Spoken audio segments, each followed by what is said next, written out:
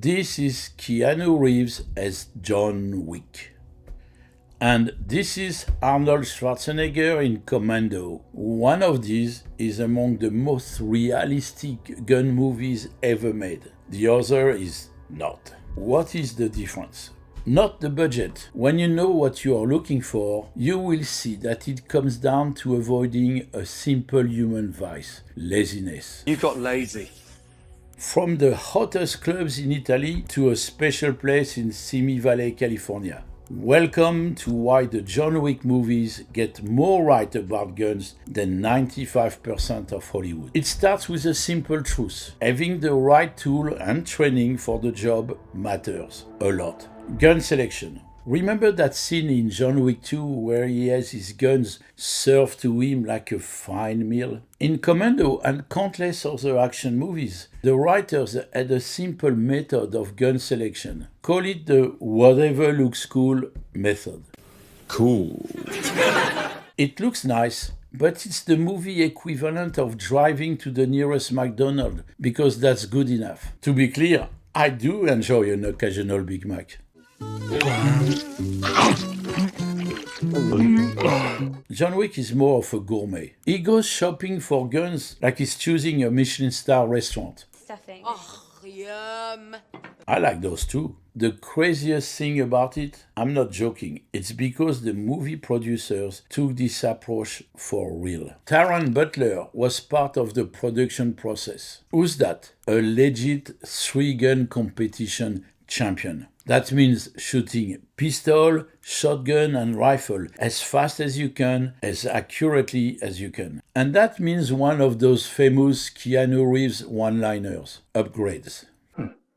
Upgrades. Introducing the TTI customized Glock. And no, that does not mean they took a standard Glock and put some enhancers on it like it was an Instagram filter to make you look skinny. The proof is in those three letters that will come up again: TTI. What you are seeing in John Wick's hands is the same weapon Taran Butler uses to compete with. Built from the ground up for faster reloading, a steadier trigger pull, and better sight. Then there is that Benelli M4. And if you want a shotgun that's good for a fight like this, the Benelli would be near the top of the list. I know, because I shoot mine all the time.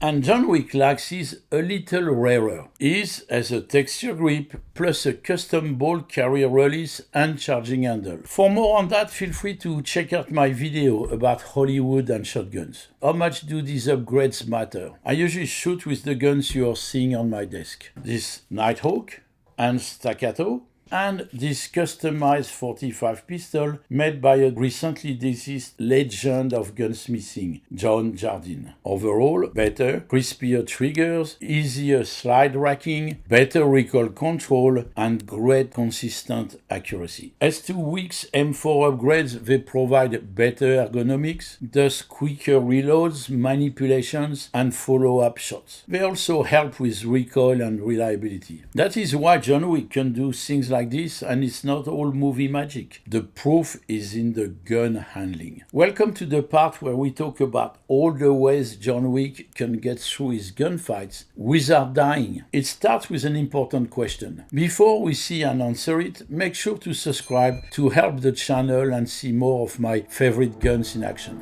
Gun handling and realism. John Wick is in the middle of a shootout. Where do you think his trigger finger should be? If you answered on the trigger itself, like Schwarzenegger, Stallone, and countless other action heroes, you would be badly wrong. It is actually a violation of one of the 4 fundamental rules of gun safety. Finger off the trigger until you are on target and about to fire.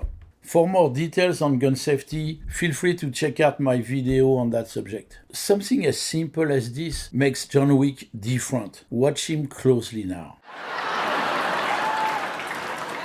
Here he is moving, clearing a corner, even moving between targets in an active gunfight. It does not matter. His finger, his index on the frame, not on the trigger until he is ready to shoot. But wait a minute. Doesn't that mean he loses fractions of a second? That could be the difference between life and death? Actually, the difference in time is not statistically significant, about 0.06 seconds, and thus it is irrelevant and not worth the trade-off in safety. Hollywood misses that, but experienced shooters know it's one of the fundamentals. Some QCB shooters, close quarter combat, advocate to have the finger on the trigger once the gun is pointing at the threat. It is called prepping the trigger to take up the slack for faster breaks. For 99.99% of us, keeping the finger off the trigger until you're about to shoot is much safer. And again, the difference in time is not relevant. The right way to do it is what John Wick does. Move your finger to the trigger as part of presenting the gun. With practice, it is automatic and fluid. But John Wick's trigger discipline does not end there. You will never see him go full auto,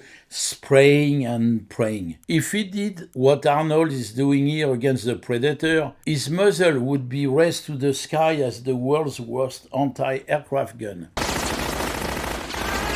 Whatever type of gun, John Wick is doing controlled burst of fire to manage recoil and keep that muzzle where he wants it to be, because a pro has to have muzzle awareness. What is muzzle awareness? Another one of the fundamental rules of gun safety. You never point your muzzle at anything you do not plan to destroy. In most action movies, like here in Commando, Arnold points his muzzle everywhere. No one cared. We don't care. Because it was an 80s action movie. But doing it that way would risk hitting teammates or innocent bystanders. And sure, this was a compound full of enemies, but that's a risk too, because you will potentially waste time sweeping from an irrelevant area to where the real target is, while managing a lot of recoil. John Wick is much more disciplined. As you can see here, he brings his muzzle to the target and then resets when he's done, ready to move again in any direction. And here is one of my favorite scenes, because John Wick knows not to make a mistake that would get him killed. You do not extend the gun in close quarters. You keep it close to your body like you are seeing here. That does two things. It prevents someone from ambushing you and grabbing the muzzle or knocking the gun off target. You maintain better control. It's a real close-quarter technique taught as part of most military or police infiltration courses. But it is not just about where you point the gun. It's also about how you shoot it. John Wick is a fan of the Mozambique drill. You know what that is? 2 to the chest, then 1 to the head. The 2 to center mass knock the enemy down. The 1 to the head is a finisher for insurance. John Wick does it reliably back at the hotel gunfight in the third movie. That's important because even though shooters are not trained to take headshot first, things change when you have multiple guys coming at you. You have to get through with them a little quicker. So yes, take headshots when the chance presents itself. John Wick does, and then transitions. It is not movie magic. This is how 3-gun style shooters are actually trained. And while we are on that subject, let's talk a little about reloading. John Wick reloads more in one hallway than the entire cast of the expendable reloads across 3 films. I have not done the math, but I'm confident. You can see it here and here and in most other places. But it's not just that he actually reloads, it is how he does it. Have you ever heard of the difference between a tactical reload and an emergency reload? A tactical reload is when you have a moment to swap out a partially spent magazine for a full one, and you retain the partially spent magazine. Basically, you're topping off while you have the chance. An emergency reload is when the gun runs dry and you need to reload right now. Drop the empty magazine, slam in a fresh one, get back in the fight. Both appear. The one on your left is a tactical reload, and the one on the right is an emergency reload. Emergency reloads keep you alive when things go wrong, but tactical reloads help ensure things don't go wrong in the first place. The winner of a gunfight is often the one who manages ammo proactively while maintaining aggression and awareness. Sure, the pacing of an action scene does not always allow for the most tactically ideal reload choices, or the actual amount of rounds in a gun. John Wick still fires many more rounds than any of his magazines could actually hold. What? But the awareness that these are two different things and that reloading is a real ongoing task during a gunfight, that's in there. But don't just pay attention to the hands. Watch John Wick's body. Watch how he moves. In movies like Commando, the good guys usually take cover only to announce the dramatic moment when they emerge, gun blazing, ready to make the enemy pay. It's different here. John Wick uses cover as part of his tactics. It's not just to defend himself. He uses it in combination with footwork as a way to give himself angles to attack an enemy's weak point. Again, just like a real three-gun shooter. And here's another thing that John Wick gets a bit right, and no other movie does, kind of. Just listen. That suppressor is way too quiet. So, Wick movies got that part wrong. A real 9mm with a suppressor is still quite loud, not a whisper. Here I am shooting one, for instance. But believe it or not, the sound is not the only important aspect of a suppressor. The suppressor also adds length and weight to the barrel, thus reducing recoil, muzzle rise, and muzzle flash. The gun staying flatter and more stable will often mean tighter groups and better consistency. A very nice detail. So you have seen the realism in the selection and handling of the weapons. The writers were smart to put that in and pay attention to those details. But if you want to see why in the movies John Wick was really able to fight like that, you have to see what the real Keanu Reeves did for the role that Arnold did not for his big roles. If you're stumped, you will find your answer in Simi Valley, California, TTI training. This is Taran Tactical Innovations. And look, here is footage of Keanu training there. And that's someone at Taran Tactical behind him. Stand by.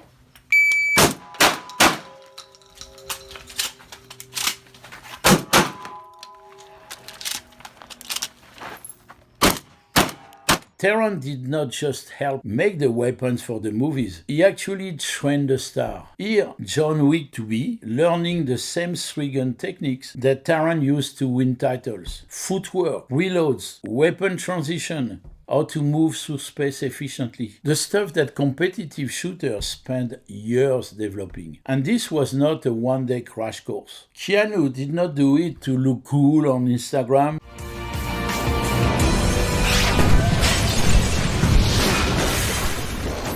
Or so the studio could say he did his homework. He put in serious time, hundreds to thousands of rounds in a session, with pistol, shotgun, and rifle. Most actors get a 5-minute safety brief, which Alec Baldwin seemed to have skipped. Alec Baldwin rehearsing his quick draw only moments before a film set was transformed into a crime scene. And a plastic prop. Keanu got turned into a legit three-gun competitor. He did it all, and the proof is on the screen. Here is in action again at the Continental scene in John Wick 3.